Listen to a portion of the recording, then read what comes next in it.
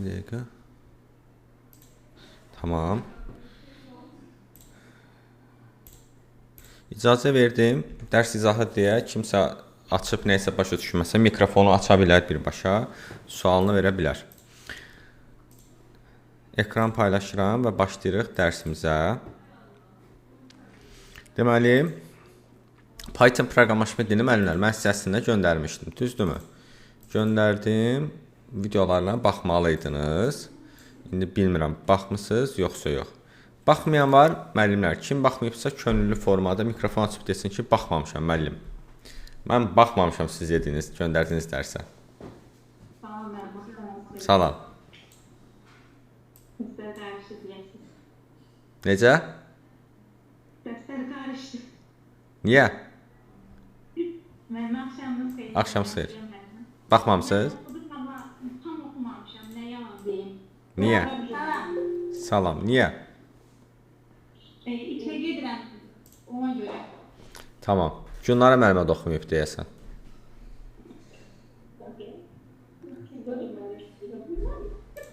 Kimsə mikrofon açıb orada. Sonra başqa oxumayan var? Axşamınız xeyir müəllim, mən də oxumamışam. Hala, sizə də halaldır. Günlara səfərli deyəsən öz yerinə uşaq qoyub, dərsə o girib. Mikrofon açır, salam verir, gedir. Axşamınız xeyir müəllim, mən də oxumamışam. Sizə də halaldır. Sizə də halaldır. Sonra kimə halaldır? Pakizə müəllimə də mikrofon açıb deyəsən. Pakizə müəllimə mikrofon açmısınız. Axşamınız xeyir. Axşamınız xeyir. Hə. Mehir Məhəmməd yazıb ki, mənə də halaldır. Geri qaldığım dərslərə baxmışam. Oxumuşam müəllim. Maşallah, heç kim baxmayıb. Mən baxmışam. Bir nəfər baxıb. Şükür Allaha, ümid var. Deməli, əslində Mən də baxmışam. axşamınız xeyir. Amma ən çətin bildiyim, yəni qavradığım bölmə inançsız Pythondur. Sərbəst, yəni biraz çətinləri eləyə bilmirəm. Tamam. Sizədir. İnşallah. Əsas odur, biz proqramlaşma məntiqini tutacaq ki, çox sağ olun Nigar müəllimə. Proqramlaşma məqsədini tutacaq ki, proqramlaşdırma nədir, nəyə xidmət edir? Daha sonra alqoritm anlayışını başa düşsək ki, alqoritm bu Pythonda nəyə xidmət edir? Ondan sonra zaten hamısı kod yığımıdır. Yəni onları biz şablon formada əzbərləsək, yəni başa düşsək kifayətdir.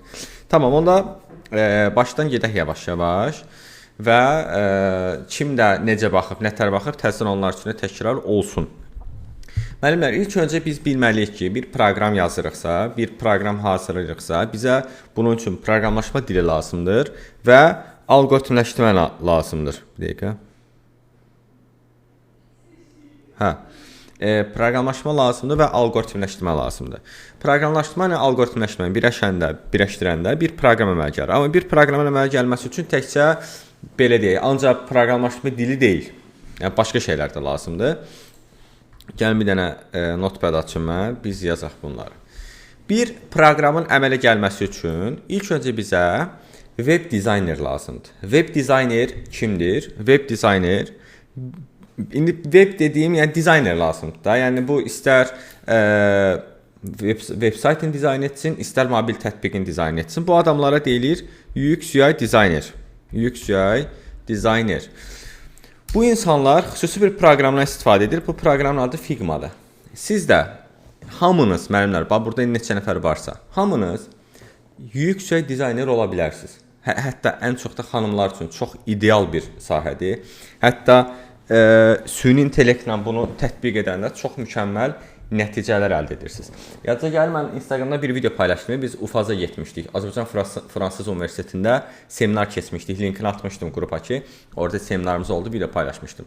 Bax, orada bizim müəllimimizin adı yoxdur. Zarina müəlliməmiz seminar keçdi. Zarina müəlliməmiz bizim vaxtçı tələbəmiz olub. UX dizayner oxuyub. Hal-hazırda UX dizaynerdir və bizim kursda dərs deyir. Və hal-hazırda 2 dənə qrupu var. Yəni düşünün ki, kursu bitirib, o qədər özünü aktiv göstərir ki, biz onu kursa müəllim kimi götürdük. Həm də Türkiyədən şirkətlə işləyir. Azərbaycanda otura remote, yəni uzaqdan Azərbaycanda oturur, Türkiyədə bir şirkətdə də işləyir. Həm bizə dərs deyir, həm özü dərs deyir, həm Türkiyəyə işləyir.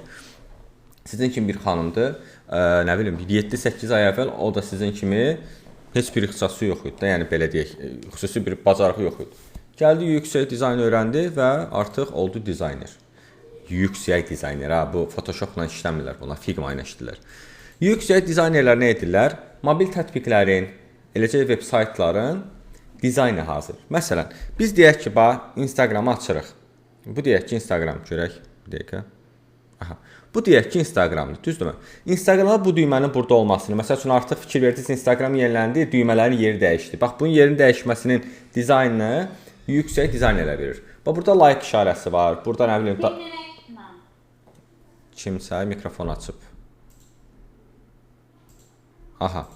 Bax, burada post paylaşmaq, burada storylərimizi görürük, burada postu görürük, burada ana səhifə, reelslər, direct. Bax, bu bir mobil tətbiqdir Instagram. Bu mobil tətbiqin ilk görünüşünü çəkən insana yüksək dizayner deyilir. Yəni, istifadəçi bir veb sayta girəndə o ana səhifə falan, bütün düymələr falan var. Bax, onların yerini, görkəmini, görünüşünü təyin edən, onları dizayn edən şəxsə yüksək dizayner deyilir. Elə bilin ki, memar neynir? Evin dizaynı verir. Tabii interyer dizayner deyək ki, evin dizaynını verir. Aydındır? Evi tikmir ki o. Sadəcə dizaynı verir. Evi tikən kimdir? Ustalardır. Burada da belədir. Yüksək dizayner bir veb saytın, bir mobil proqramın dizaynı verir ki, burada düymə nə rəng olsun, harda olsun bu düymə və s. Artıq o ustalar kimlərdir? Onu hazırlayanlar proqramçılardır. Deməli, ilk öncə bizə bir dizayner lazımdır ki, bizim mobil tətbiqlərimizi, veb tətbiqlərimizi dizayn etsin. Daha sonra bizə lazımdır front-end proqramçı, front-end və back-end proqramçı. Front-end və back-end proqramçı kimlərdir? Dizayn əsasında bu proqramı hazırlayan şəxslər. Front-end proqramçı nə edir? Bir tətbiqin, bir proqramın ön tərəfini kodlayır. Yəni, ön tərəfini, müştəri istifadəçi gördüyü tərəfin kodlarını yazır. Bununla hazırlamaq üçün HTML-dən istifadə edir, biz keçəcəyik. HTML, CSS, JavaScript, React JavaScript, Angular JavaScript, bu tipli texnologiyalardan istifadə edir. Backend proqramçı isə bunun arxa kodlarını yazır. Yəni, verilənlər bazası ilə front-end hissənin arasında əlaqə yaradır. Verilənlər bazası nədir? Məlumatların ötürüldüyü baza. Məsəl üçün, siz WhatsApp-da hər gün mesajlar yazırsınız, WhatsApp-da hər gün şəkillər göndərirsiniz. Hər gün WhatsApp-da etdiyiniz əməliyyatlardakı məlumatlar gedir WhatsApp-ın nəyinə düşür? Verilənlər bazasına düşür. Yəni, onların cədvəllərinə düşür. Yəni, sizin nömrənizin altına bütün yazışmalarınız da qeyd alınır, elə bilirsiniz ki, o yazışmalar silinir. Xeyr, o yazışmalar hamısı WhatsApp-da qeyd alınır. Göndərdiyiniz şəkillərin hamısı WhatsApp-ın verilənlər bazasında yaddaşa düşür. Verilənlər bazası nədir? Məlumatların yığıldığı bazadır. Backend proqramçı yığdığı kodlar vasitəsilə front-end hissə ilə backend hissə arasında, yəni verilənlər bazası arasında əlaqə yaradır və proqramın işləməsini təmin edir. Aha. Daha sonra bundan sonra da artıq bizim tətbiqimiz hazırlanır. İndi bizə əsas bunun proqramlaşma tərəfi lazımdır və Python öyrənirsə burada bizə backend hissə lazımdır.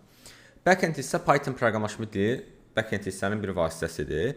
Yəni proqramlaşma dilləri çoxdur. Məsələn, C# var, Java var, F# var, Algol var, Go var, Ruby var, JavaScript var, çoxdur.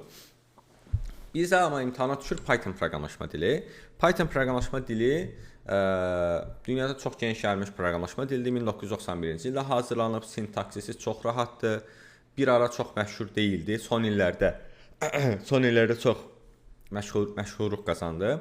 Eləcə də Azərbaycanda da çox məşhur proqramlaşma dili deyildi. Son 4-5 ildə Python proqramlaşma dili artıq məşhurlaşdı və aktiv hala gəldi. Və artıq çox insan Python proqramlaşma dili öyrənir. Bir proqramın yaranma mərhələsi necə olur, müəllimlər? İlk öncə bizə texniki tapşırıq verilir. Texniki tapşırıq nədir? Bir tətbiqin işləməsini təmin edən, bir tətbiqin, bir proqram yığılmasını təmin edən bir yazılardır. Məsələn, buna baxın, gəlin sizə mən bir texnik tapşırıq göstərim. Elə sizin dərsinizdən əvvəl mən bayaq bizim müəllimimizlə işləyirdik. Bizə bir layihə gəlib, həmin layihəni yığmalıyıq biz. Mən sadəcə ümumi göstərəcəm. Baxın, belə bir texnik tapşırıqdır. Layihənin məqsədi, layihənin əhatə dairəsi. Bu layihədə istifadəçi rolları nə olacaq? Admin, nə bilim, müştəri, mühasib və s.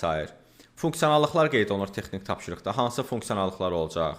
Texnoloji stack qeyd olunur. Hansı proqramlaşma dilinə yazılsın? Frontenddə hansı proqramlaşma dilinə yazılsın? İnteqrasiyası olacaqmı mobil tətbiqlərə, yoxsa yox? VLANlar bazası hansı VLANlar bazasında olsun? Access-dirmi, SQL-dirmi, hosting security və s. Və müddət və s. yazılır burada. Yəni, bir proqramın hazırlanması üçün lazım olan məlumatlar qeyd olunur texniki tapşırıqda. Texniki tapşırığın nə olduğunu mütləq bilməlisiniz. Texnik tapşırığı yeniləyirəm. Bir proqram haqqında məlumat verir. Proqramçılar, proqramistlər həmin texnik tapşırığı götürür və dizaynerdən dizayna alır, o şeyin dizaynını.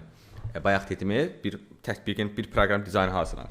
Həmin dizayn əsasında və texnik tapşırıq əsasında nə edir? Başlayır həmin proqramı hazırlamağa. Yəni texnik tapşırıqda yazılır, məsəl üçün bu proqram Java dilində yığılmalıdır. Всё. Avtomatik olaraq texnik tapşırıq nə dilində yığılacaq? Java dilində yığılacaq. Bir də üzr istəyirəm, elə yaxşı yadıma düşdü. Bir də görün bunun proqramlaşma dilinə yazmışıq biz bura. Bir dəqiqə. Hə, всё. .NET Core və Node.js. React.js, REST. Okay. Aha, davam edirik. Sonra texnik tapşırıq verilir və proqramçı başlayır bu proqramı yığmağa. Bu proqram yığılır proqramlaşma dilində və bu proqram icra olunmalıdır, yəni işlədilməlidir.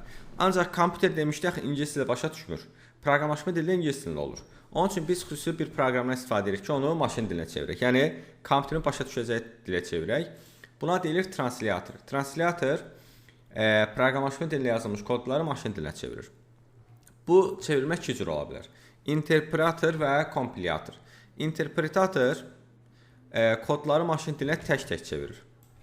Interpreter yazılır. Interpretator. Bir də var kompilyator. Bu bir çevirir maşın dilinə. Bu isə bütövlükdə.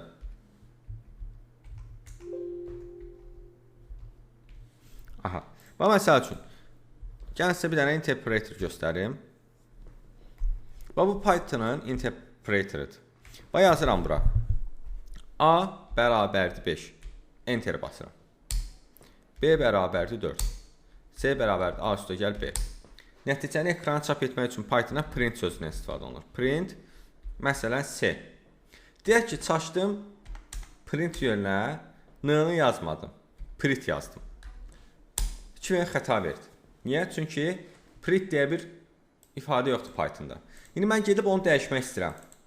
Fikir verin, dəyişə bilmirəm. Bax, görürsünüz, dəyişəmirəm. Gərək mən bir də neyiniyim? Təzdən yazım. A bərabərdir 5, B bərabərdir 4, C bərabərdir A plus B. Yenə səhv elədim. A bərabərdir 5, B bərabərdir 4, C bərabərdir A plus B, print C. Aha. Nəticəni çıxartdı 9. Niyə? Çünki interpreter 1-1 çevirir. Yəni mən burada A bərabərdir 5 yazıramsa, всё, maşın dilinə çevrildi. 0-1-ə tərcümə olundu. Yazıram B bərabər 4, maşın dilinə çevrildi. Aydındır? Yəni daha 1-1, daha doğrusu bu 1-1 götürür maşın dilinə çevirir və mən geri qayıda bilmirəm.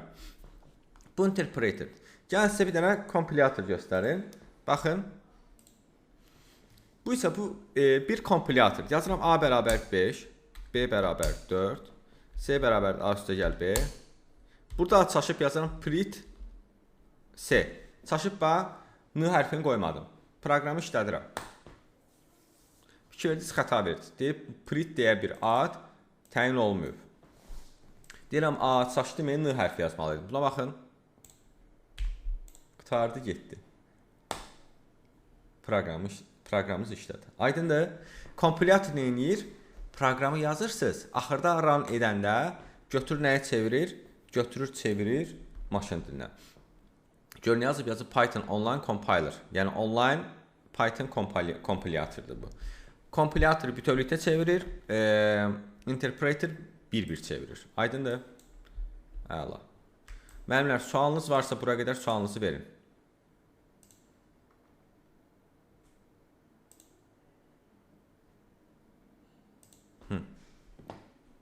Heç kim sualı yox. Müəllim, olar bir sual verim.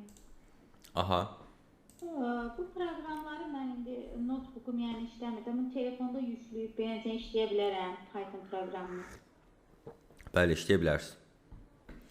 Hansı proqram? Google Chrome'a girib yazın Programiz Python, Programiz Python yazır. Enter basırsınız. Elə online Python compiler'a girsəz gələcək. Kodları burada yazacaqsınız. Run edəcəksiniz, nəticəni burada görəcəksiniz. Aydındır? Təbii ki, kompüterdə yazmaq daha yaxşıdır. Kompüterdə daha rahatdır. Olmasa telefonla bir müddətli edə bilərsiniz və ya nə bilim qonşuna falan bir kompüter fırladın. Dərs oxumaq üçün. Aha. Buyur. Eləcə də ucuz kompüter almaq istəyirsinizsə müəllimlər, yəni bunu da sizə deyim, bizim bir mağazamız var. Biz orada ucuz kompüterlər satırıq, işləmiş kompüterlər. Yəni gedib 2000 manat, 3000 manata kompüter almanıza ehtiyac yoxdur. 400 manata, 500 manata, hətta 300 manata biz sizə ucuz kompüter təşkil edə bilərik. Yəni bizdən çox müəllimlər alırlar. Həm dərs oxumaq üçün, həm də məktəbdə dərs keçmək üçün. Yəni onu da sizə deyim ki, istəsəz dəstək ola bilərik. Aha, bu da getdi. Python proqramlaşma dilinə yazılmış faylın tipi PY olur. PY. İndi gələk bura. Artıq başlayaq. Print əmri. Müəllimlər, biz print əmri vasitəsilə nə edirik? Nəticəmizi ekrana çap edirik. Bax, A bərabərdir 5, B bərabərdir 4, C bərabərdir A üstə gəl B. Mən ekranda C-ni görmək istəyirəmsə, print əmrindən istifadə edirəm. Print, mötərizə açıb bağlayıram. Bu mötərizə mütləq açılıb bağlanmalıdır. Mötərizə açıb bağlayıram və yazıram C mötərizədə. Yəni, C-nin nəticəsi mənə göstər. Run edirəm, mənə göstərir 9. Deyə bilərsiniz, müəllim, bu printin içərisində biz yazı yaza bilərikmi? Məsəl üçün, nəticə bərabərdir C, yəni C-dən gələn qiymət yaza bilərikmi? Bəli. Onun üçün dırnaq işarəsindən istifadə edirəm. Yazıram, nəticə, 2 nöqtə, boşluq qoyuram ki, məsafə olsun və dırnağı bağlayıram və vergül işarəsi qoyuram. Nə baş verəcək? Nəticəsi üçün çap olacaq. 2 nöqtədən sonra qabağında C dəyişənin qiymətini verəcək bizə. Baxın, gördünüz, nəticə 9. Bu boşluğu silsəm, bitki olacaq. Aydın nə? Aha. Turan müəllim yazıb ki, Word proqramını yükləyə bilmirəm. Məncə Google Play-dən yükləyə bilərsən. Telefonla belə deyim, çox əlaqəm yoxdur deyə. Buradan nəsə kömək eləyə bilmərəm də, eləyə bilmərəm bu dəqiq düzün desəm. Ancaq yəni baxmalısınız, internetdən nəsə problem axtarmalısınız. ChatGPT-yə yaz, kömək eləsin. Nərmin müəllimə deyir ki, kompilator türk sözü kimi komple. ISO, komple. Compiler zaten elə başa düşün, yəni komple deməkdir. Okey. Nəticə oldu 9. Aha, daha sonra biz burada məsəl üçün printin içərisində belə bir şey yaza bilərəm. Baxın, yaza bilərəmmi? Yazıram bura Orkan. Üstə gəl Mammadov. Gördünüz, Orkan Mammadov yazdı. Bu adi riyaziyyatdakı toplama deyil artıq. Bu nə edir? Sətirləri birləşdirmək üçündür. Yəni mətnləri birləşdirmək üçündür. Orkanla Mammadovu nə edir? Birləşdirdi. Oldu Orkan Mammadov. Hətta Mammadovdan əvvəl bir dənə boşluq qoysam, run etsəm, ortaya avtomatik boşluq düşəcək. Daha sonra müəllimlər, biz printin içərisində alt-alta nəsə mətn yazı bilərikmi? Məsələn, deyək ki, yazıram bura Orkan, enter basıb bura Mammadov yaza bilərəmmi? Alt-alta yazsın. Fikirsiz, xəta verir. Amma mən gəlib burada 2 dənə də əlavə dırnaq işarəsi qoysam, yəni 3 dənə dırnaq qoyubsam, o zaman olur. Orkan Mammadov. Yəni 3 dənə dırnaq işarəsi qoyandan sonra istədiyim qədər mətn yazıb enter basa bilərəm. Bax, Orkan Mammadov 30 Baku Azərbaycan. Baxın. Orkan 30 Baku Azərbaycan Mammadov. Dırnaqları silsəm yenə xəta verir. Bir də ancaq cüt dırnaqdan istifadə etmək məcburiyyəti varmı? Xeyr. tək dırnaqdan istifadə edə bilirsiniz. Baxın. Neçədən altına? Mikrofon. Aha, fikir verin. Tək dırnaqdan da istifadə edə bilirəm. Yəni cüt dırnaqda olar, tək dırnaqda olar. Hər üçündən istifadə edə bilərsiniz. Deməli, 3 dənə dırnaq işarəsi qoyanda nə olur müəllimlər? 3 dənə dırnaq işarəsi qoyanda biz printdə alt-alta yaza bilirik. Yaza bilirik. Sonra printdə bizim bilməli olduğumuz sep ilə end var. Sep nədir, end nədir? Maraqlı bir şeydir. Baxın, bax burada dırnaq içində yazıram ki, Orkan Mammadov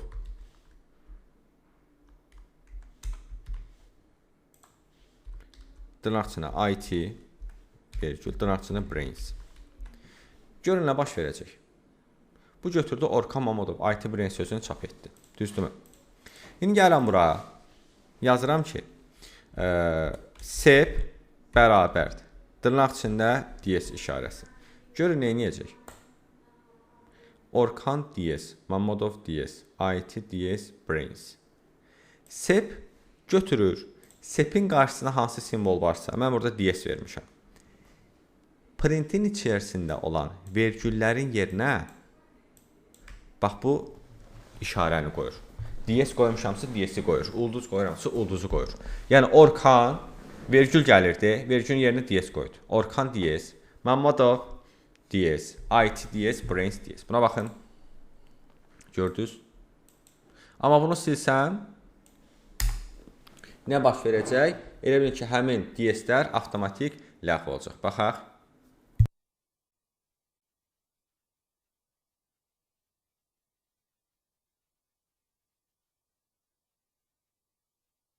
Avtomatik bütün DS-lər ləğv oldu.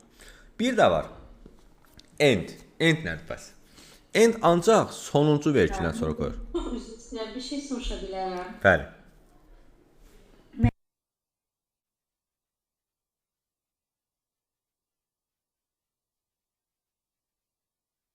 Məşğulidirmi? Burada Bəli, o vergülləri qoymaq mütləqdir. baxın silirəm. Bax, silirəm. Silirəm. Orkan Mammadov IT brains yazır. İndi deyirsiniz ki, vergül qoymasaq, sep yazsaq, baxın.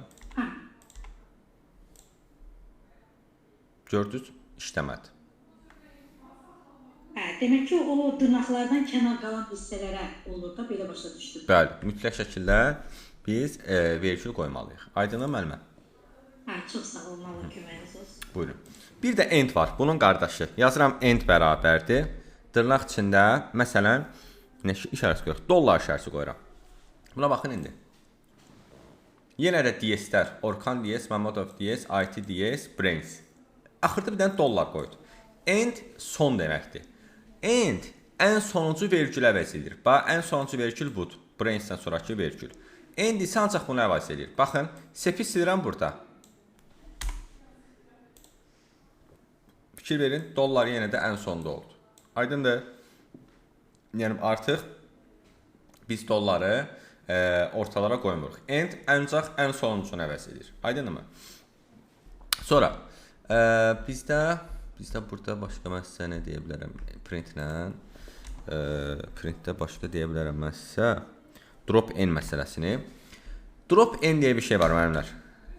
Bax belə işarədir. Drop n. Drop n new sətr deməkdir. Yeni sətr mənası verir. Məsələn, gəlirəm bura, Məmmədovda, bax, m-dan sonra yazıram drop n. Buna baxın indi. Gör nə baş verdi. Orkan. Mam yazdı. Bu drop n kombinasiyasına çatanda, drop n-dən sonraki bütün mətni altdan növbəti sətrə. Bayaq biz necə ki 3 dənə dırnaq işarəsini istifadə edirdik növbəti sətrə düşmək üçün. Elə bilin ki, bu da eyni şeydir. Drop n növbəti sətrə salmaq üçündür. Yəni drop n-dən sonra gələn bütün mətn növbəti sətrə düşür. Bu funksiyanı ləğv etmək istəyirəmsə, deyək ki, məndə sözümdə bu əyri xəttlə n hərfi yan-yana gəlir. Ola bilər də, məsəl üçün, əyri xəttlə n yan-yana gələcək və mən istəmirəm növbəti sətrə salsın. Elə həqiqətən drop işarəsinin n hərfi yan-yana qalsın istəyirəm mətin kimi. Onda ən birinci dırnaqdan əvvəl bir daha r hərfi atırıq. Bir dəqiqə, bu niyə işləmədi? Bir dəqiqə. Hə, yox, üzr istəyirəm. Bura atırıq. Hə, bura. Drop n hansı dırnağa aiddirsə onun qabağına qoyuruq. Fikir verin, Orkan mam drop n artıq mətin oldu. Artıq funksiyasını itirdi. Hətta fikir verin, rəngi dəyişir. Bax, burada yaxınlaşdırım görəsiniz. Buna baxın. Burada göy rəngdədir. Qabağına bir r hərf atanda olur yaşıl rəngdə. Gördünüz, adi mətin olur. Göydür, olur adi mətin. Aydındır mı? Deməli, drop n neyinir? Növbəti sətrə salmaq üçündür. Can beləyək. Qəşək görək. Aha. Növbəti sətrə əlavə salmaq üçündür. Bax, indi artıq seplə maraqlı bir şey eləyə bilərik. Buna baxın. Sep neyinirdi? Bütün vergülləri əvəz etmirdi. Çünki bu sual qəbula belə düşə bilər. Sepdə işarənin yerinə qoyuram drop n. Yəni ona baxın. Hansı vergülə çatacaqsa drop n olacaq. Drop n-i neyinəcək? Növbəti sətrə salacaq. Orkan Mamadov IT Brains. Deməli, artıq sep burada neynədir? Hər bir sətri ayrı-ayrı alt-alta yazmağa təmin et. Hər bir mətin növbəti sətirlərdə yazılır. Gördünüz? Deməli, biz drop... Mən çox üzr istəyirəm yenə sizi. Ayça, buyurun. Narahat edirəm. Deməli, keçən işləyəndə belə bir suallar çıxmışdı qabağıma. İndi yadıma gəlmir, onu necə cavablandırmışdım. Drop n-lər yuxarıda qalır. Drop n-dən sonraki mətin düşür aşağı, düzdür? Drop n-ə qədər olan hissə öz yerinə qalır. Drop n-dən sonraki hissə aşağı düşür. Yəni drop n-in məsələn orada elə bir yazılış vermişlər ki, drop n yuxarıda qalmalıdır, yoxsa aşağı düşməlidir. Hə, bəli. Drop n-ə qədər olan hissə yuxarıda qalır, drop n-dən sonraki hissə aşağıda. Aha, anladım, çox sağ olun. Xoşdur, buyurun. Bir dəqiqə.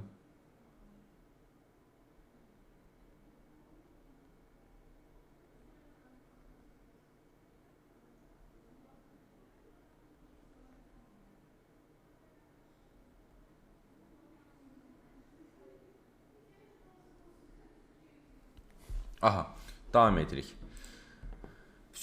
Bununla bildik. Hətta n-də də verə bilərik. N-dən verməyimiz əslində biraz belə eləyə bilərik. Baxın, vergül n bərabər dırnaq içində drop n ulduz. Buna baxın indi. Gör neynədir? Orkan sepdəki drop n. Mamadov sepdəki drop n. IT sepdəki drop n. Brains-ə sonra sep işləmir artıq, çünki vergüldür. Sonuncu vergüllə nə əvəz edir? N də əvəz edir. N-də nə vermişəm? Drop n ulduz. Yəni, ulduzu növbəti sətrə sal. Brains-dən sonra ulduz qoyacaq. Aydındır? Bax, mən artıq sizə hər vəziyyəti izah elədim. Və qəbula düşsə belə düşür. Zaten testlərdə görəcəksiniz.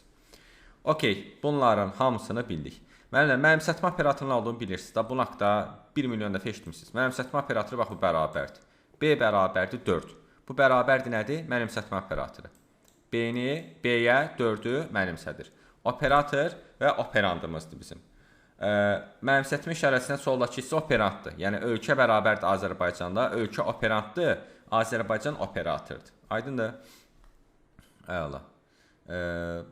Burada A nədir? Dəyişəndir. Bunu artıq riyaziyyatdan bilirsiniz də. A, B, C, bunlar dəyişənlərdir. Aydındır mı? Qarşısındakı da onun qiymətləridir. Sonra, bir də mənimlər, çoxlu mənimsətmə deyə bir şey var. Çoxlu mənimsətmə nədir? Məsələn, yazıram name, surname. Surname ingiliscəsində soyad deməkdir. Bir də age. Age də yaş deməkdir. Yazıram dırnaq içində. Orkan, vergül, Mamadov, vergül, 30. Neynədir? Neyimə mənimsədir Orkanı, surname mənimsədir Mamadovu, age-ə mənimsədir, yaşa mənimsədir 30-u. Aydındır? Yəni, buna deyilir çoxlu mənimsətmə. Yəni, mən artıq bunlardan tək-tək istifadə edə bilərəm. Buna baxın. Çapa göndərirəm. Name, surname, age.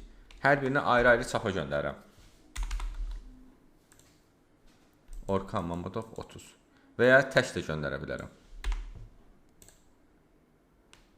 30.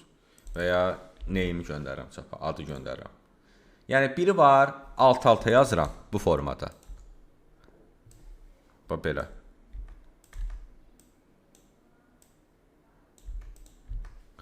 Bir var belə yazıram. Bir də var bayaqçı kimi.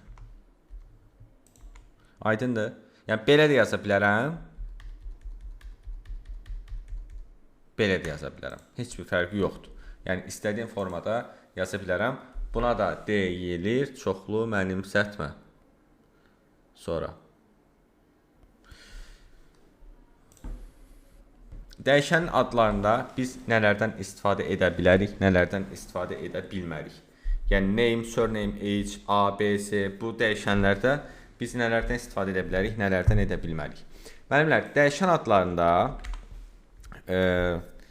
böyük hərfdən və kiçik hərfdən istifadə edə bilirik. Yəni belə də yaza bilərik, belə də yaza bilərik, fərqi yoxdur. Dəyişən adlar rəqəmlə başlaya bilməz. Yəni 5 name bərabərdir Orkan yazanlara. Aydınmı? Yəni belə bir dəyişən ad olmur. Rəqəmlə başlaya bilməz. Amma ortalarda və sonda rəqəm ola bilər. Yəni buna bir dəqiqə baxaq bir dənə.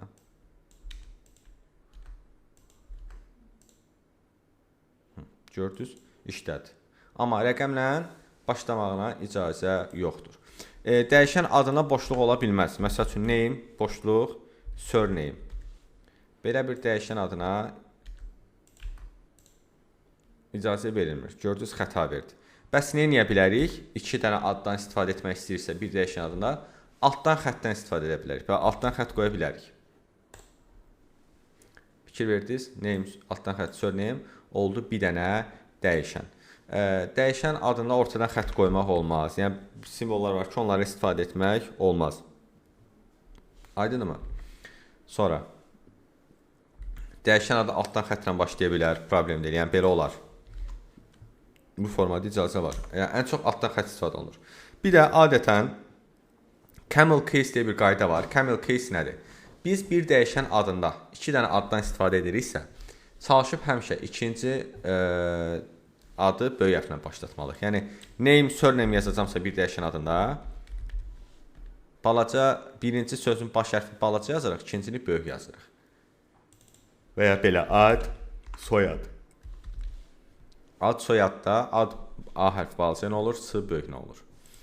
Bu da dəyişən qaydalarımızdır. Input komandası. Müəllimlər, input komandası qarşı tərəfdə məlumat almağı təmin edən komandadır. Məsələn, yazıram ad bərabərdir Orkan. Mən bunu əllə daxil edirəm. Yəni print ad deyəndə bu mənim daxil etdiyim Orxanı çap edir. Bir də var ki, mən istəyirəm proqram qarşı tərəfdə məlumat istəsin. Yəni desin ki, adını daxil et. Onda nə edirik? Yazırıq ad bərabərdir input və bir mesaj veririk. Yazırıq adınızı daxil edin. 2 nöqtə boşluq. İndi baxın, input adınızı daxil edin. Bu mesaj kimi qarşı tərəfə çıxacaq və qarşı tərəf daxil edəcək, məsəl üçün Orxan. O mənimsədiləcək adda çap olacaq. Baxın. Orxan Mammadov.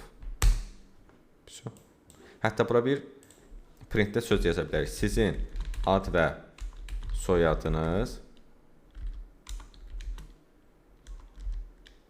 Aha, indi baxın.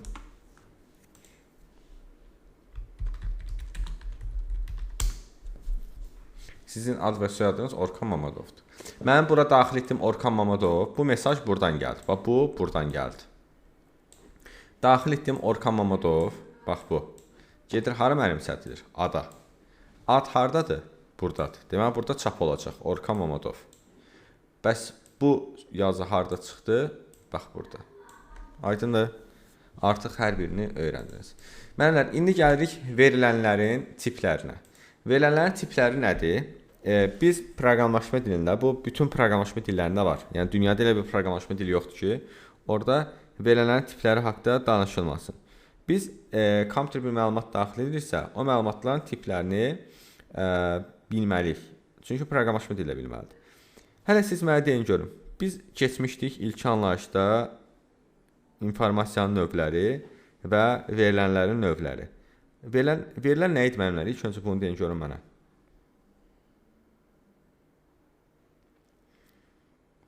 Hə?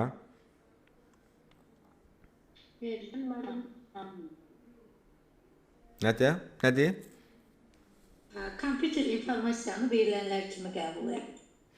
Kompüterə daxil olan Nə varsa hamısı verilənlərdir. kompüterə daxil olan informasiya verilən adlar. Bunu bildik. Okay. Verilən mənası ola da bilər, olmayır. Aha. Verilənin hansı tipləri var idi? Mətin, ədədi, hesab, Mətn ədədi, məntiqi, sonra Göstərici. göstərici. Mətn, ədədi, qrafik, göstərici. mətn ədədi, qrafik, göstərici, ISO. İndi biz Pythonda da hər hansı bir məlumat daxil edirsə, Python onun nəyini qəbul edir? Python onun hansı tipdə olduğunu müəyyənləşdirir. Elə burada da eynidir. Hansılar var? Mətn var, ədəd var, məntiqi var, eyni şeylər. Hamısı burada da var.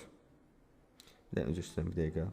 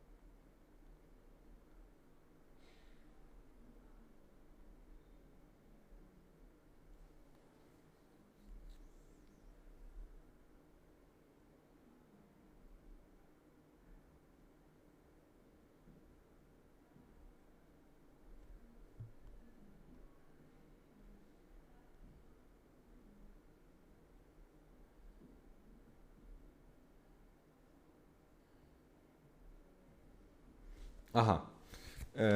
Mətn, ədəd, göstərici, məntiqi eyni şeylər. Baxın, int tipi, string tipi, bool tipi hamısı verilən tiplərdir. Int tam ədəd tipidir. Int tam ədəd tipidir. Məsəl üçün mən yazıram A bərabərdir 5. Bax bu 5 tam ədəddir. Və yazıram mənfi 120 tam ədəddir. Müsbət 90 tam ədəddir. 0 tam ədəddir. Məsəl üçün yazıram A bərabərdir 120. Bu dəyişənin hansı tipdə olduğunu bilmək üçün printin içərisinə xüsusi bir söz yazırıq. Type sözü. Type dəyişənin tipini təyin edir. Deyirəm ki, A-nın tipini çap et. Baxın, class int integer tipindədir. Aydınmı? Və ya buraya yazıram mənfi 120. Class int. Yox, mən gəlib bura dırnaq içində orkan yazsam, bu artıq hansı tipdədir? String tipində. String mətn tipidir. Mətn. Yəni bu artıq deməkdir ki, string o deməkdir ki, artıq A-nın tipi rəqəm tipi deyil, mətn tipidir. Fikir verdiniz? Class string. Və ya buraya yazıram 12,5. Bu artıq kəsr ədəddir. Kəsr ədəd də Pythonda float adlanır. Float. Fikir verin. Float. Bunları mütləq bilməlisiniz. Kəsirlər floatla verilir. Intlə yox. Int ancaq tam ədədlər bildirir. Yəni mən məsəl üçün 12,5-in qabağına int söz yazaramsa, fikir verin, gəlib burada A-nı çap edərəmsə, cavab 12,5 olmayacaq, 12 olacaq. Gördünüz? Niyə? Çünki 12,5 kəsir tipidir. Amma integer onu nəyə çevirdi? Tam ədədə. Tam ədədlərdə heç vaxt kəsir ola bilməz. 0,5-i ixtisar edir, qalır cəmi 12. Məsəl üçün, bunun yanına mən nə qədər istəsəm şey yaza bilərəm. Yenə də nəticə olacaq 12. Amma inti silsəm,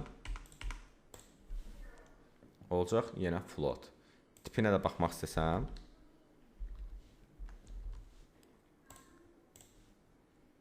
oldu class float. Aydındır? Çünki kəsr ədəddir. Amma qabağına int yazsam, buna baxın, oldu class int. Avtomatik integerə çevirdi. Sonra buraya yazıram true. True doğru demək. Biz demişdik axı, kompüter ancaq iki məntiqi vəziyyətdə işləyir. Doğru, yalan. Yazım A bərabərdir true. Bu nə deməkdir? Yəni bu doğru qiymət alır. Məntiqi olaraq məntiqi ifadənin iki qiyməti var. İndi bunun tipi nə olacaq? Tipi olacaq bool. Deməli növbəti tipimiz bool tipidir. Bool. Yəni bu artıq mətndir. False yazsam, yenə booldur. Çünki true ilə false bula aiddir. Aydındır? Bu da oldu bizim verilənlərimizin tipləri. İndi müəllimlər, mən deyək ki, belə bir şey yazıram. 12 plus 5. Bunun bizə tipi nə verir? Verir integer.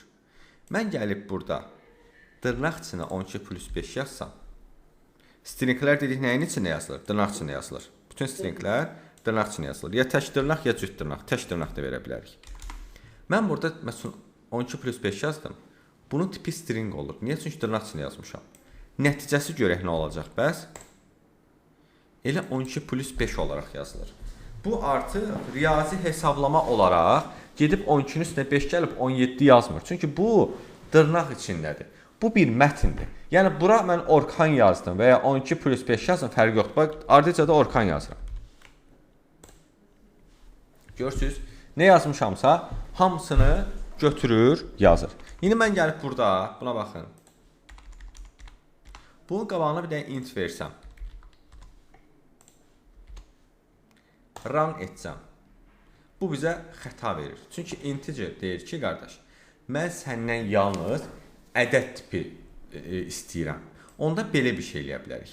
12 plus 5-i məsəl üçün, deyək ki, ayrı-ayrı dırnaq içində versək, nəticə neçə olacaq? Yenə 125. Niyə? 12 ilə 5-i elə bilin ki, yapışdırdı yan-yana. 12-nin yanına 5 qoydu. Oldu 125. Amma 12 üstə 5 yanına 17 eləməlidir. Onda belə bir şey eləyə bilərik.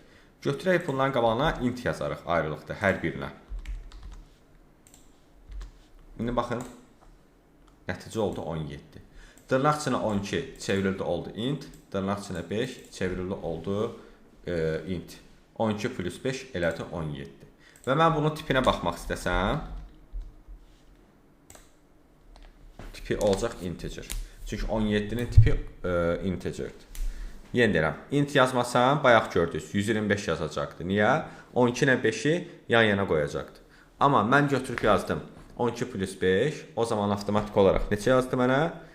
Qabağını üzr istəyirəm, integer yazsın deyə neçə verdi? Verdi 17, yəni integer tipi. Bu da oldu bizim verilənlərimizin tipləri. Sonra müəllimlər, bizdə hesab əməlləri var. Toplama toplayır, çıxma çıxır, vurma vurur, bölmə bölür, x, y-ə bölür. Yəni, qeyri-adi bir şey deyil. Sadəcə fərqi nədir? Baxın.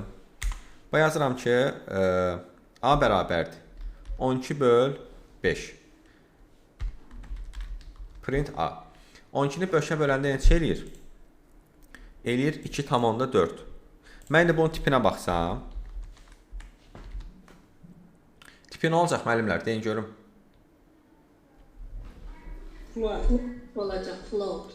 Niyə? Ona görə ki, o tək Tam bir müəllim qalığı var. 2,4. Ay, so. Çünki bəli, kəsr tip əmələ gəlir, həqiqi tipdir. Baxaq. Oldu. Bu bizə xəta verdi hətta. Çünki möhtəzən birini qoymamışam. Oldu float. Niyə? Çünki 12-ni 5-ə böləndə 2,4 eləyir. Bunun tipi float. Deməli, həmişə yadda saxlamalıyıq. Bir dənə xəttli bölmə götürür, ədədə bölür, kəsir alınsa kəsir yazır, olmasa kəsir yazmır. Yaxşı müəllimlər. Bəs 12-ni 4-ə bölsəm neçə eləyir? Hə? 3 olacaq, integer olacaq. Tipi nə olacaq? Olacaq. 3 olacaq. Int yoxsa float? Qalığı da götürür müəllim. Orada 0 qalığı mütləq qeyd etməliyik. Və yazıram print a. Bir də tipini də göstərirəm. Ay, sağ ol. Cavab 3.0-dır. Float olacaq, int olmayacaq. Çünki bir dənə xəttli bölmə həmişə hətta tam bölünsə belə kəsir hissə 0 yazır. Və həmişə bir qat bölmənin tipi nə olur? Float olur. Bitdi, getdi. Aydındır. Mən gəlib bunun qabağına bir dənə belə int atsam, olur 3, class olur int. Çünki qabağına int atmışam. Bir də müəllimlər, 2 qat bölmə var. Bayaq 12-ni 5-ə böləndə eləyirdi 2,4 float olurdu. Gəlib bu xəttdən birinə qoysam, Bu adlanır tam bölmə. Bu adlanır tam bölmə. Bu nə edir? 12-ni 5-ə bölür, 12-ni 5-ə bölür. 2,4-ün 0,4-ünü qırağa atır. Ancaq 2-ni götürür. Yəni əsas hissəsini götürür. Kəsrli bölmə deyil bu. Kəsrli bölmə bir dənə əyri xəttdir. 2 əyri xətt tam bölmədir. Birinci ədədi ikinciyə bölür. Kəsr hissəni atır, tam götürür. Burada artıq cavab olur 2. Tip olur nə? Int. Bax bunları mütləq şəkildə bilməliyik. 2 qat bölmənin tipi hər zaman intdir. Float deyil. 1 qat bölmənin tipi floatdur. Sonra bizdə var faiz işarəsi. Faiz işarəsi nədir müəllimlər? Birinci ədədi ikinciyə bölür, qalığı tapır. Bəli, 12-ni 5-ə böləndə qalıq neçə qalır? 2. 2 qalır, tipi də intdir. Qalığı 4 daxı 4-ü götürür. Müəllimə, 12-ni 5-ə böləndə qalıq 2 eləyir. 2 qalır. 2 dəfə 5-in 10 da. 12-nin içində 5 2 dəfədir 10, qalıq qalır 2. Hə, yəqin müəllimə qarşıdırdı nəyəsə. Hə. Həmişə tam ədəd alınır. Yəni faizdə heç vaxt kəsrli ədəd alına bilməz. Çünki qalıq heç vaxt kəsrlən qalmır. Aydındır? 12-ni 5-ə böləndə elədi 2 int. Və ya 12-ni bölürəm 4-ə. Qalıq 0 qalır. Yenə də tipi int olur. 2 ilə ulduz nədir? Qüvvəti yüksəltmə. Bəli. Bax yazıram. 2 dənə ulduz 3. Bu nəyi tapır? 2-nin kubunu tapır.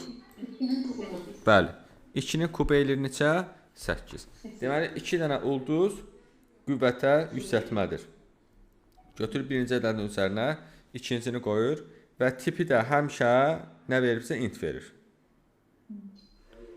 Aha. Sonra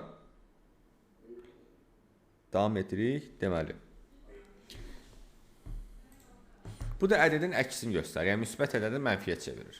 Müqayisə operatorlarında böyükdür, kiçikdir, böyük verin.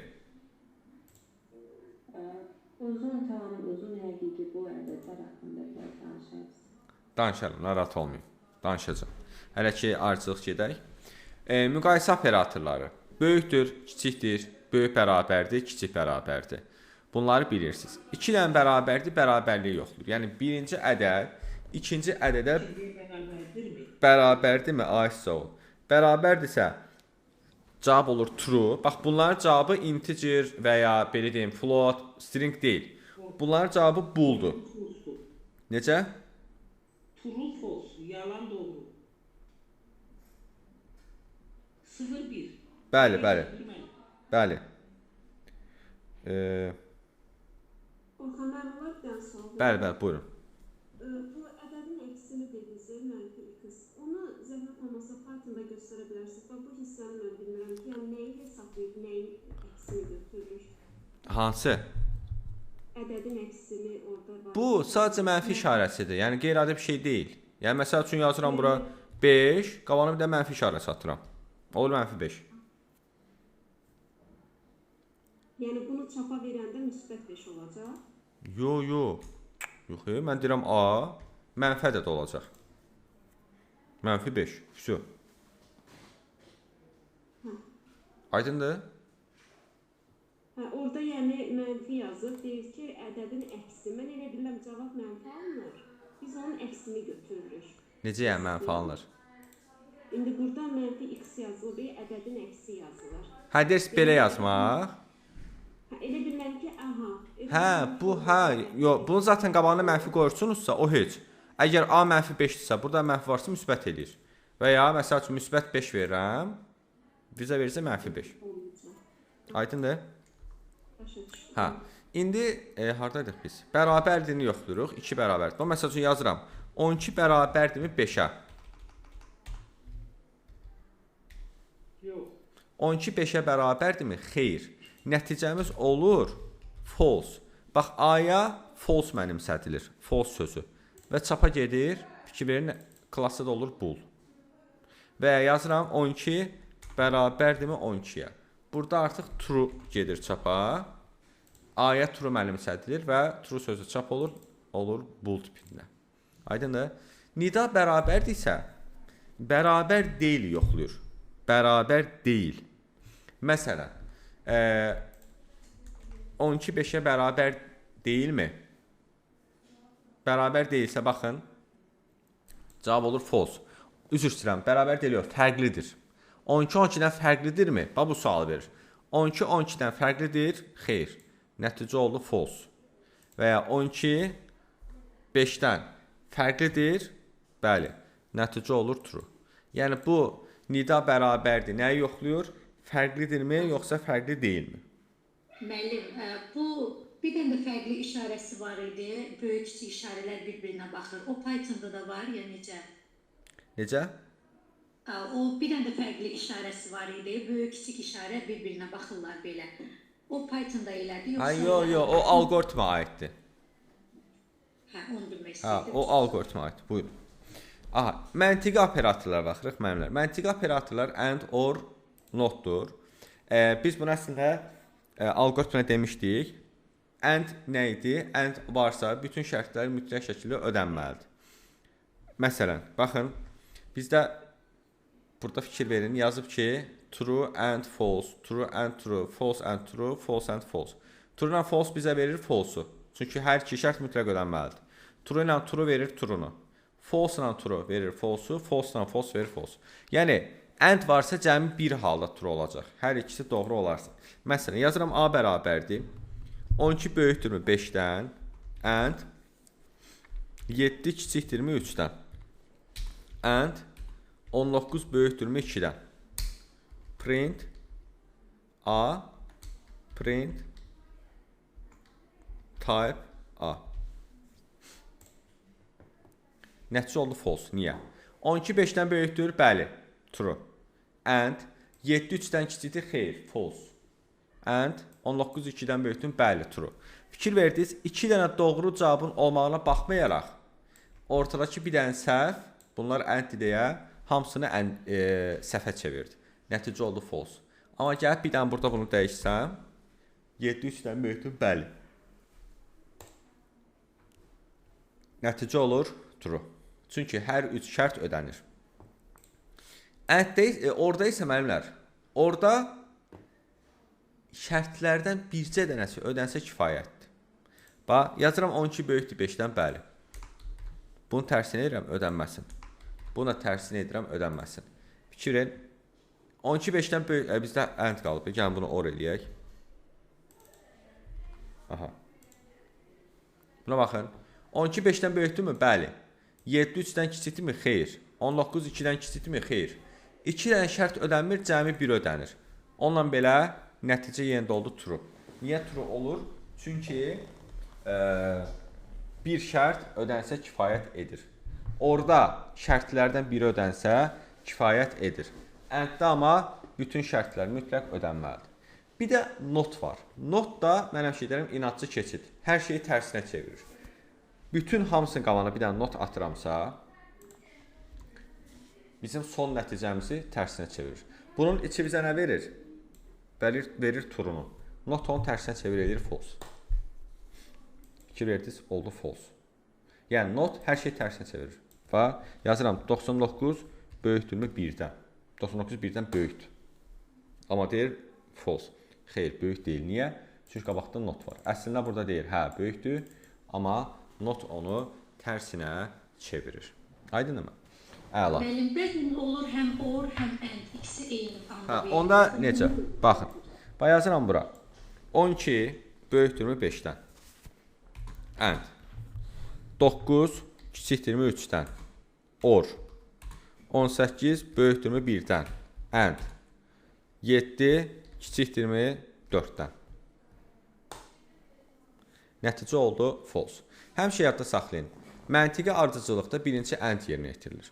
12 5-dən böyükdürmü? Bəli. 9 3-dən kiçikdirmi? Xeyr. Bu ikisinə nəticə nə verdi bizə? Xeyr. Çünki biri ödənmədi. Buranı aldıq false. 18 1-dən böyükdürmü? Bəli. 7 4-dən kiçikdirmi? Xeyr. Burada oldu false. False ilə false-un or nə verir? Verir false. Aydın müəllimə? Birinci demək biz and-i yoxlayırıq. mütləq. Bax gəlirəm bunu or edirəm. Nəticə olur true. Birinci and-i yerinə yetiririk. 18 1-dən böyükdür, bəli. 7 4-dən kiçikdir, xeyr. Bura oldu false. İndi ardıcıl gedir, hər ikisi ordur. 12 5-dən böyükdürmü? Bəli. 9 3-dən kiçikdirmi? Xeyr. Bir dənə bəli var deyə bura oldu bəli. True ilə false-un oru nə verir? Verir true-nu. Aydındır? Anladım, çox sağ ol. Xoşdur, buyurun. Sonra bir də belə alt-altı misallar verir bizə. Məsəl üçün deyir ki, bu nədir bizdə? And. Deyir ki, 100 ilə 101-in əndi bizə nə verir? Bax, burada and ilə baxırıq. 0 ilə 1-in əndi nə verir? 0. 0 false deməkdir da. Elə ki, false ilə true nə verir? False. False ilə false nə verir? False. 1 ilə true nə verir? True. Olur 100. Və belə bir sual görə bilərsin. And və orada. Və ya buna baxaq. Bu ordu. 0 ilə 1-in oru nə verir? 1. 0 ilə 0-ın oru nə verir? 0. 1 ilə 1-in oru nə verir? 1. Aydındır? Belə. Müəllimlər, 2 dəqiqə fasilə veririk. Bir də mən su içim. Davam edirik şərt operatorlarına. Davam eləyək müəllimlər. İndi gəlirik şərt operatoru budaqlanan algoritmə. Deməli, şərt algoritmi əslində biz keçmişik da. Şərt ödənirsə hə istiqamətinə gedirik, ödənmirsə yox istiqamətinə gedirik. Burada da budaqlanmaların növləri var idi algoritmdə. Tam budaqlama və nataman budaqlama. Tam budaqlama nə idi? Yəni həm hə qolu var idi, həm yox qolu var idi. Nataman budaqlamada isə bir istiqamətli idi. Yəni həyə gedirdi, məsəl üçün yoxa olmurdu və ya yoxa gedirdi, həsə olmurdu. Tam budaqlanma algoritmi burada sintaksi belədir. If else. Məsələn, yazıram ki, A bərabərdir 12. Yazıram if, əgər mötərizə açıram. A böyükdürsə, məsələn, gəlmədən B verək. B də olsun 5. A böyükdürsə B-dən, mötərizə bağlayıram, 2 nöqtə qoyub enter basıram. Və burada mütləq boşluq işarəsi olmalıdır. Yəni deyirəm, bu şərt ödənsə, indi yazacağım əməliyyat olsun. Yəni, məsəl üçün, C bərabər A üstə gəl B olsun. Bir dənə enter basıram və keçirəm birinci sətrə, if-lə eyni sətrə. Və yazıram else. Burada artıq şərt qoymuram. 2 nöqtə qoyuram birbaşa. Enter basıram. Else incisindən əks halda deməkdir. Yəni, bəs olmasa, yəni A B-dən böyük olsa, C bərabər olsun A üstə gəl B. Else əks halda deməkdir. Bəs olmasa, o zaman yenə enter basıram. Deyirəm, C bərabərdir, A çıxılsın B. Və ya bunun tərsini yazaq. A çıx B, A üstə gəl B. Aha. Yazıram print C. Və müəllimlər, mən əgər printi bunun içində yazsaydım, bu print ancaq else aid olacaqdı. Yəni, ancaq şərt ödənməsə çap olacaqdı. Amma mən printi burada yazıram deyə, artıq print if-lə, else-lə eyni hüquqa malik olur. Yəni, print if, else-dən asıl olmur. Tək olur. Yəni, ən sonda icra olunacaq. Bunun nəticəsinə uyğun olaraq C-nin qiyməti burada çap olacaq. Yenə deyirəm, əgər burada yazsam ancaq else aiddir. Həmişə printi ən əvvəldə yazırıqsa, yəni ən başda. Bu, buradakı kodların heç birinə aid deyil, ən sona aiddir. Və ən sona C-nin nəticəsini çap edəcək. Gəlin görək nəticə neçədir? 7. Nəticə niyə 7-dir? Çünki 12 5-dən böyükdürmü? Bəli, böyükdür. Şərt ödəndi. Şərt ödəndi deyə C bərabər A çıxılsın B. 12-dən 5 çıxanda eləyir 7. Yəni, nəticəmiz burada neçə olur? 7. Artıq əks hallıya getmir. Niyə? Çünki şərt zaten ödəndi. Ona görə print olacaq 7. Gəlin elə edək ki, şərt ödənməsin. Oldu 17. 12 5-dən kiçikdirmi? Xeyr, 12 5-dən kiçik deyil. O zaman C bərabər A üstə gəl B. Yəni 12 üstə gəl 5. Bu da neçə edəcək? Eləcək 17. Nəticə olacaq 17. Müəllimlər, bura qədər kimin nə sual varsa versin. Orxan, mən ola bir söz soruşum. Bəli. Bu dedizə print C-nin altında olarsa, ancaq else-yə aid olacaqdır. Əgər birinci şərt if-də olan şərt ödəyirsə, print də C-nin altındadırsa, o zaman proqram necə icra olunur? Sizcə necə olar? Məncə olmaz. Olmaz təbii ki. Təbii ki. Hə. Baxın. Onu dəqiqləşdirmək istəyirəm. Bax, 12 5-dən böyükdür müəllimə? Bəli, böyükdür. C bərabər açıq B. Amma bunun içində print yoxdur. Burada da print yoxdur. Vəsə, heç nə çap olmayacaq. Vəsə. Onu bilmək istəyirəm. Aydındır, çünki print ancaq else aiddir. Şərt ödənməsə, onda olacaq. 12 5-dən kiçikdirmi? Xeyr. C bərabər A üstə gəl B, yəni 12 üstə gəl 5 edir 17. Print C. Biz onda bu printlərin yerinə diqqətlə baxmalıyıq. Mütləq. İmtahanda müəllimlərin etdiyi ən böyük səhvlərdən olur həmişə. Misalı həll edir, printin yerinə baxmır. İndi gələcək dərs fordan danışacağıq biz dövrə alqoritmuna. Orada görəcəksiniz. Printi 3 dənə yerə qoymaq olur və hər birində cavab fərqli olur. Bax, 3 dənə ayrı yerə qoymaq olur və hər birində də cavab müxtəlif olur. Aydındır? Okay, yəni burada ancaq print else zamanı icra olunacaq. Çünki else-in altında. Yəni nəyin altındadırsa onda olur ancaq. Bu oldu bizim tam budaqlanan alqoritm. Bax, burada tam budaqlanan alqoritmə aid bir misal yazıb. Ədədin cüt və ya tək olduğunu tapan proqram. Gəlin biz yazaq. Yazıram A bərabərdir. Input ədəd daxil edin.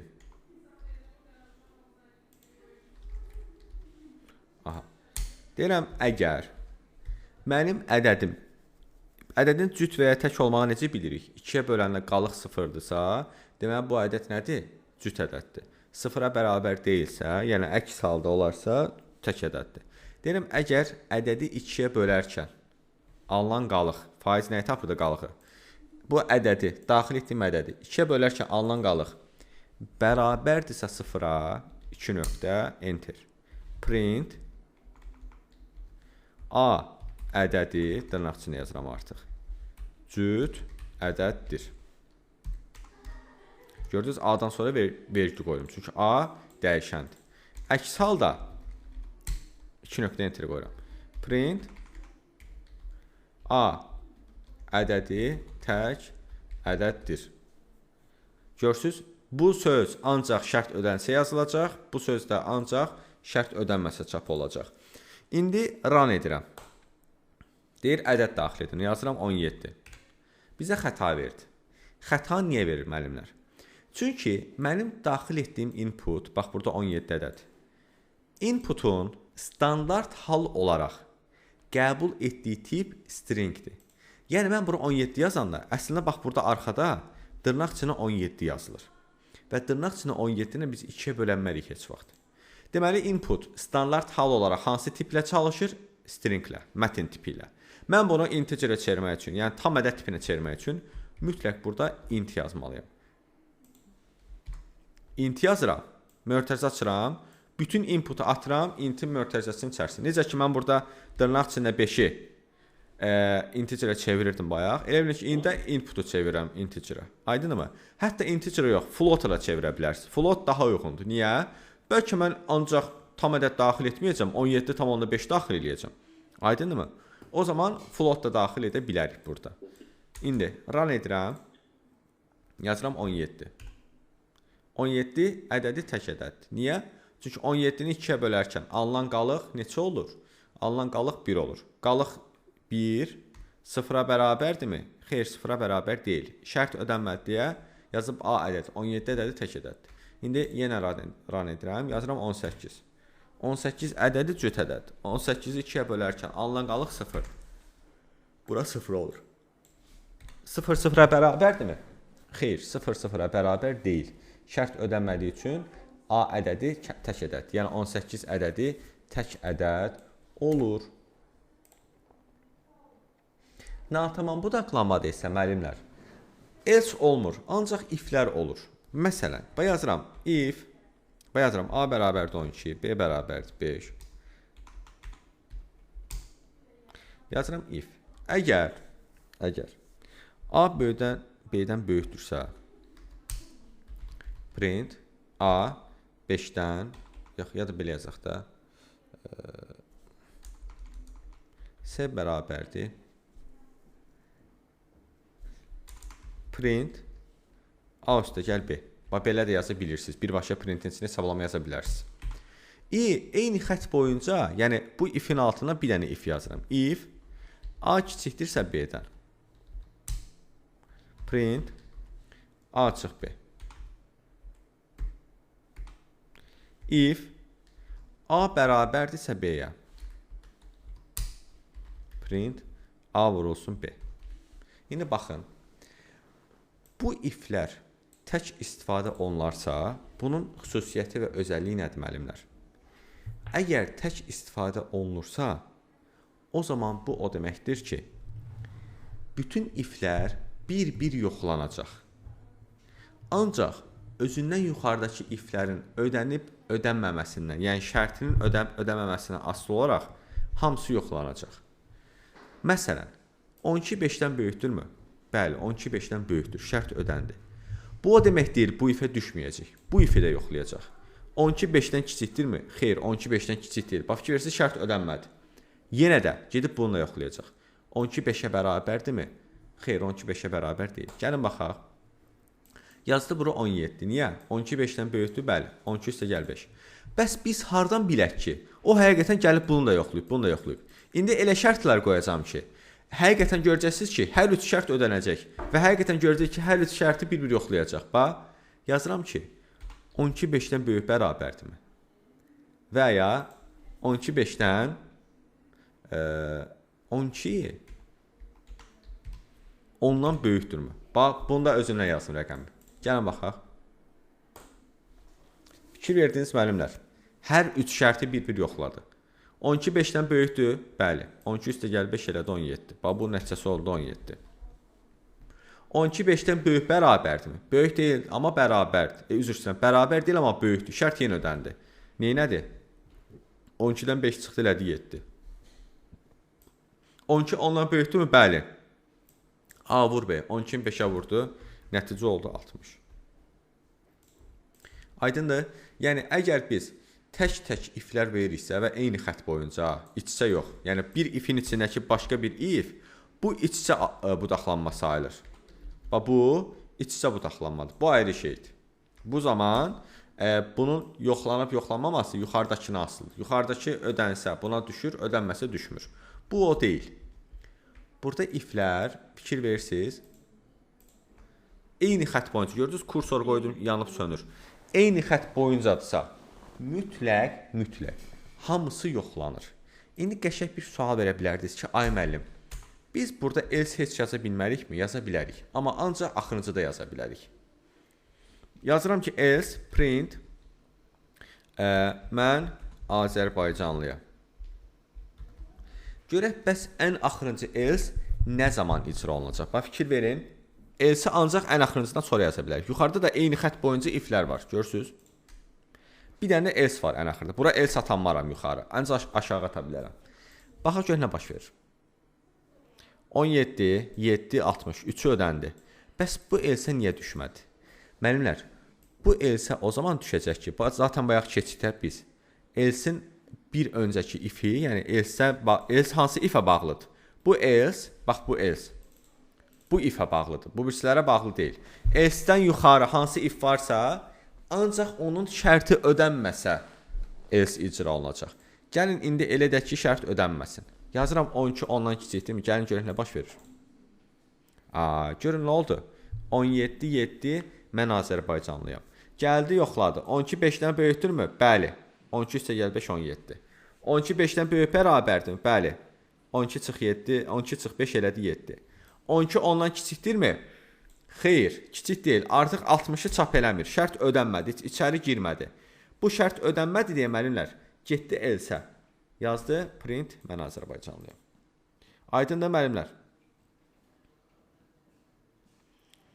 Sualınız varsa verin. Əla. Bax, bu da oldu. Bizim axşamımız xeyir. Burada indi birinci şərt ödənməsə birinciyə yazılacaq da, bunu mən Azərbaycanlıyam. Nətər birinci ödənməsə? Yəni, məsəl üçün, birincidə şərt qoymuşuq, A böyükdür B-dən də. Aha. O ödənməsə, mən Azərbaycanlıyam, 17-yin yerinə yazılmalı. Dərs deyiləm? Yox, müəllim, bir dəqiqə. Müəllim, birinci, baxın. Yəni, bax, biz burada... Müəllim, bax, birinci şərt ödənmədi. Düzdür? Biz nə dedik? Dedik ki, bu iflər eyni xətt boyunca atsa, bütün iflər bir-bir yoxlanacaq. Birinci şərt ödənmədi. Nə olacaq sonra müəllim? Hara düşəcək? Birinci şərt ödənməzsə keçir hansı ki o A böyük bərabər. Düşür ikinci ifə. Bax mən bayaqdan özümü niyə öldürürəm? Deyirəm ki, bu adlanır natamam budaqlanma. Bu iflər eyni xətt boyuncadır deyə. Bu if ödənməsə belə bunu yoxlayacaq yenə də. Bax gəlin baxaq. 12 5-dən kiçikdirmi? Xeyr. Amma görün nə baş verəcək? Gedib bunu yoxlayacaq. 12 5-dən böyükdürmü? Bəli. 12 çıx 5 yazdı 7.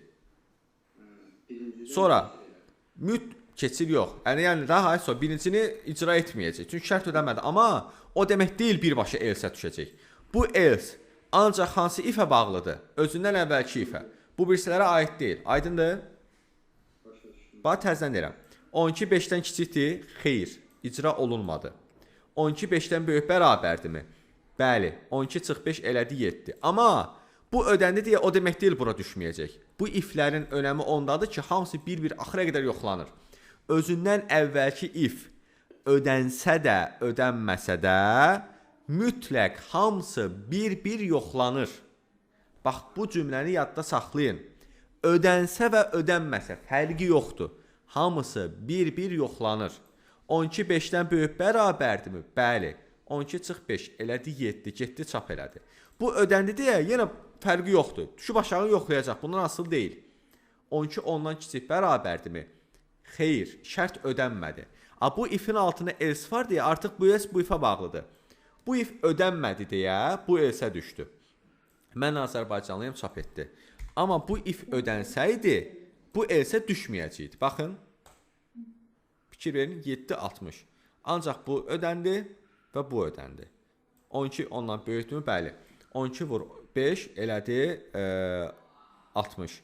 Artıq bu ödənmədi deyə, yəni bu sayılmır deyə artıq buna düşmədi. Aydındır müəllimlər? Belə. Hələ ki burada saxlayıram. İnşallah gələn dərs çoxlu budaqlanmadan davam edəcək. Yəqin ki artıq gələn dərsin sonu və ya o birisi dərsin ortasına Python izahlarını bitirib testlərinə keçəcəyik. Sualınız varsa, Aycan verin. Mən demişdim növbə sınağı eləyəcəyik. Hə müəllimlər, mən sınağı biraz da genişlədirəm hal-hazırda. İlk anlayışlarla sistem eləyəcəkdim. Artıq qurğularda bitirdik. Alqoritmi bitirdik deyə indi onun üstünə işləyirəm. Yəqin ki bu həftə sonunda inşallah ilk anlayış sistemi, qurğular alqoritmi elə yaxşı olur ki 4 dənə mövzunu birdən eləyəcəyik test mövzu sınağını. Yaxşı? 4-ün bir yerdə eləyəcəyik. Sual sayınız da çox olacaq artıq ona görə. Həftə sonuna qədər bitirəcəm. Başqa sualınız var müəllimlər? Yox, mən. Tamam, amma müəllimlər mən sizə videosunu atacağam. Bundan sonraki dərsində videosunu atacağam. Dövrlərlə nə atacağam? Bizim stringlər də var, yox. Biz gələn dərs o birisi dərsin axırına bəlkə bitirərik və ya ondan sonra da qalsın. Normalda bizim olsa Pythondan bizim dərs izahımız ən azı 5 dərs çəkir. Yəni bu həmişə elə olur. Test nə verirəm sizə? Test sizə nə verə bilərəm görüm. Bir dəqiqə baxım. Görüm keçdiklərimizdən. Mən də sual vermək zəhmət olmasa. Verin. Koderada 10.7 var, yazı işləri. Hə. Mən onun izahını bilmədim. Onda sizdə olsa zəhmət olmasa. Tamam. Problem deyil. Orada elə alqoritmlər var ki, bilmirəm, nə də ki o birislərə aid deyil. Problem deyil, atarım. Olmasa da evə verərəm işləməyə şey eləyərik. Baxarıq. Mən sizə verə bilərəm ancaq 11.1-i. Bir də 11.1. 11.1-i götürün evə müəllimlər. Codera yazıram bura. Bir dəqiqə. Codera 11.1. Bir də şərt operatorlarını biləm ki, yaxşı şərt operatorunu verirəm 11.3. Çalışın edin. 11.3-ü. Amma mən yenə də sizə dərsin izahını göndərəcəm. Şərt operatorlarına hamısını, dövrlərinə hamısını. Yaxşı? Yəni zaten ona baxıb edə biləcəksiniz. Səmrə müəllimə deyir, bəli, müəllimə, buyurun. Siz deyəsən sual vermək istədiniz. Atın onu mənim WhatsApp-a. Atın, baxaram o suala müəllimə. Oldu mənim. Buyurun. Belə müəllimlər, bu günlük bu qədər. Gecəniz xeyrə qalsın. Uğurlar hər birinizə. Hələlik. Sağ olun.